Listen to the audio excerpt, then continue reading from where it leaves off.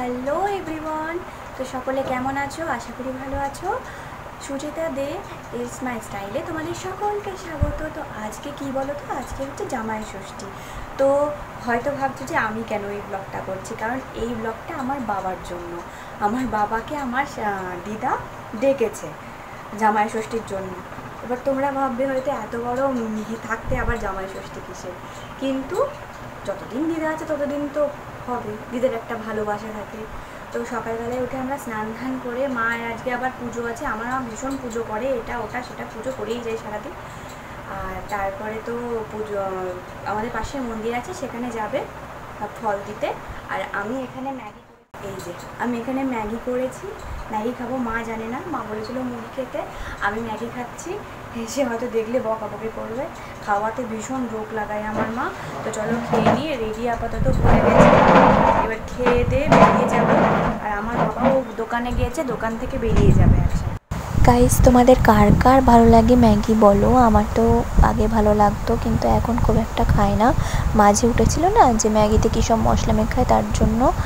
আর এমনিতেও দৌড়াচ্ছি, ডায়েট করছি, তার জন্য। তো আমি রেডি হয়ে গেছি, দেখতেই পাচ্ছ।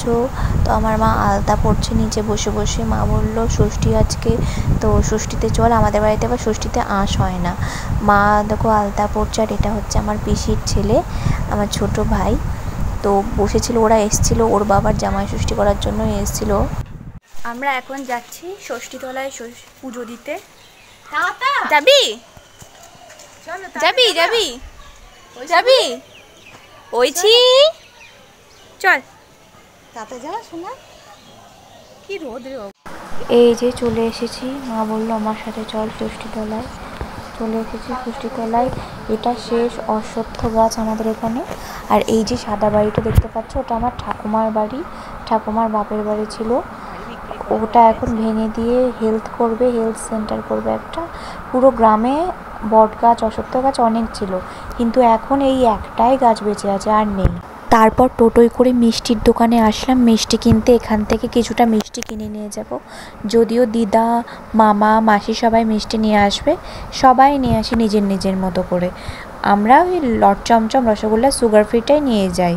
এই যা। তারপরে বাসে উঠে পড়লাম। একদম পিছনের দিকে সিট পেয়েছিলাম বাসে।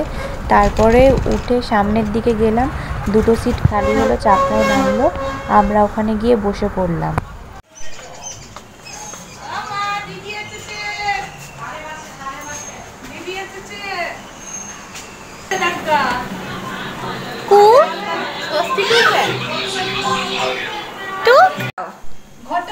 দিদা,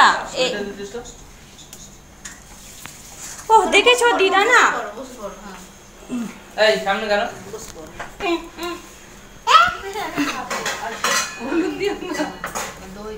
এটা মেয়ে ষষ্ঠী হচ্ছে, মেয়ে ষষ্ঠী। কি হচ্ছে কি হচ্ছে কি হচ্ছে?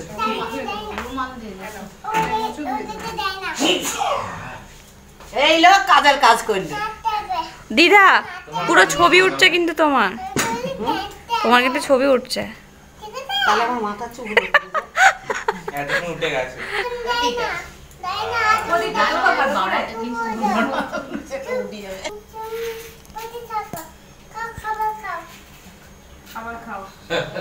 তুমি বসে থাকো, খাবার খাও। ঠিক আছে, তুমি দিলে না হাতে আমার দিচ্ছে না, যাবে না আপিটি যত আপিতির প্রতি। পিছনকে যখন করবে, এই আমার মোবাইলে জায়গা নেই। তাতে কি হয়েছে? তাতে কি হয়েছে মানে? আমার ফোনে এইখান দিয়ে যাও, এখানে পিছন দিয়ে যাও। না এবার না, এ দেখো বগি, বাহ খুশি। এটা মায়ের গিফট।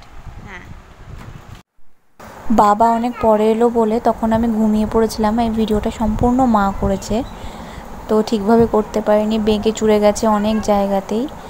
আর দিদা রান্না করেছে সকাল থেকে, তাই দিদার অবস্থা এইরকম। আর ভিডিওটা সম্পূর্ণ মা করেছে এইটা।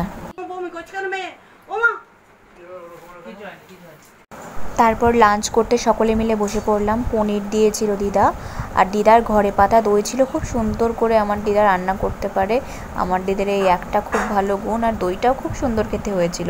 আর বিকালবেলায় মামনি ফ্রুটি দিল আমাদেরকে, আমি ফ্রুটি খাচ্ছিলাম, আর আমাকে ঘুম থেকে তো আমার বোনই তুলে দিয়েছিল ডেকে। আর এই দেখো নাচছে, আমি ভিডিওটা সামনে ধরলাম, দিয়ে নাচছে। রেডি হয়ে চাটা খেয়ে বাড়ির উদ্দেশ্যেই তারপরে রওনা দিয়ে দিয়েছিলাম ওকে লুকিয়ে, কারণ ও দেখলেই লাফাতে আরম্ভ করে দেবে।